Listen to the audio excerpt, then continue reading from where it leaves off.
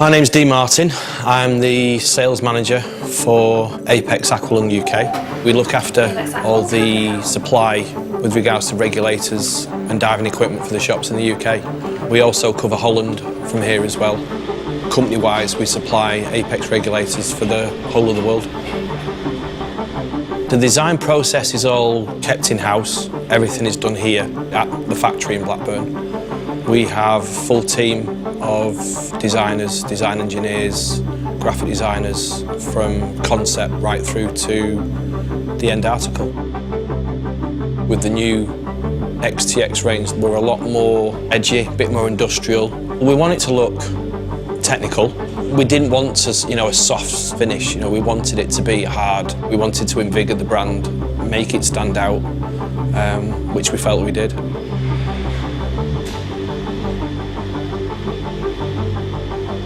We buy the bar in, which makes most of the first stages that we do.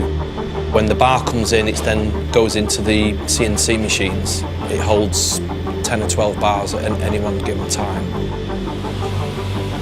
The machine starts to do one side of the bar, and then as it's finished that process, it then grips the bar, pulls the bar forward, trims the bar off, and then the back side of the machine then comes in and actually machines, while it's still got hold of it, the other side of the bar.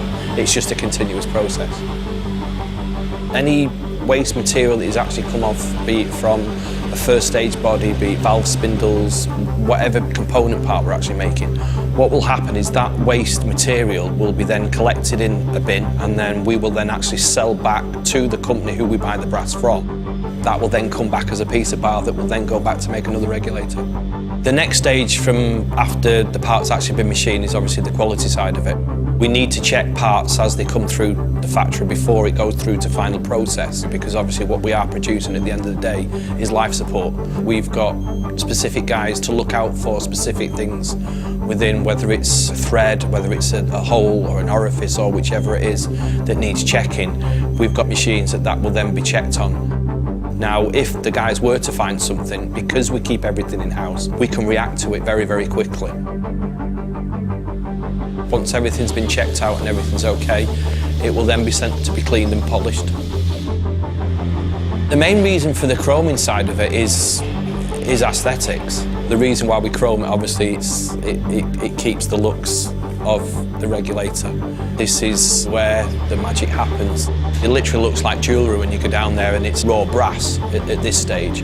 Once it starts going through the actual process, it literally changes colour in front of your eyes. So it'll go through, start off obviously as raw brass, it'll then go into one of the dips, it'll come out and it'll be green, it'll go into the next one, it'll come out and it'll be gold, it'll go into the next one, it'll be brown, go into the next one, it'll come out and it's bright silver, then it comes out the next one, it's obviously it's been cleaned, it's nice, it's gleaming. It's pure alchemy how it does it, it's amazing.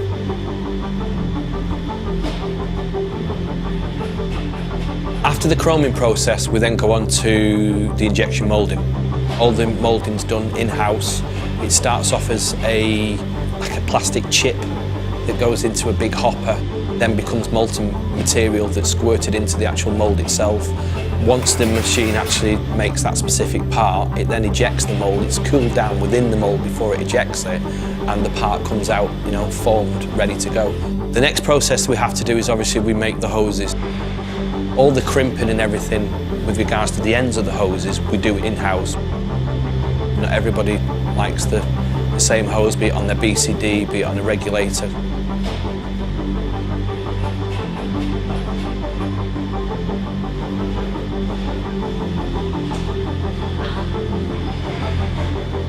We've now made all the component parts, as we now need to assemble them. It's a little bit more hands-on because it's obviously you're then dealing with the actual plastics side of the component parts. The people that are involved within that side of the business, obviously, again, it's life support equipment that we're making, so there's no second chances. So that each one is actually tested, so we know everyone is set precisely to what we want with regards to the interstage pressure. So everyone will leave the factory identical, exactly the same. Cam's the one who basically flies the answer machine, so to speak. So any regs that we have that we want tested, there's parameters that they have to adhere to, be it temperature of the water, be it flow rates. We can put a regulator, whichever it is, we can preset the machine to dive at a specific depth. We can preset the water to be at a specific temperature. We can set the breathing rate, say of a panic diver or someone's diving at depth, or we can even we can change gas that they're breathing.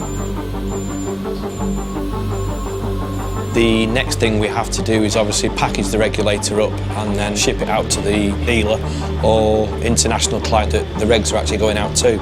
Each regulator gets its own serial number. The first stage will have a serial number and the second stage will have a serial number. When it is actually put in a specific box, that box will actually have stamped on the outside of it each part that is actually in the box. So we know where each regulator goes. With regards to a customer who goes out and purchases Apeks regulator, I want them to have that full-on excitement. They've got to get it wet. I want them to feel the same way that I still feel every time I open a box of regulators. Why should we only be diving X amount of months of the year? You can dive 12 months of the year. That's what we test them for. We always go above and beyond what we need to do just to make sure that our regulators will perform. It's life support equipment. It's got to work first time, every time. We've got a premium product. Everything is made in-house by people in Blackburn, in the UK. There's not very many companies can actually say that. We're still always going to be that little kid in the background that wants the fun, wants the adventure. Be it for photography, be it for technical diving, be it for diving on wrecks, be it different temperatures, be it warm water diving, cold water diving. It's just, there's so many choices that you can do for different types of diving. It's just one of those things, if it grabs you and it hooks you, you've got it for life.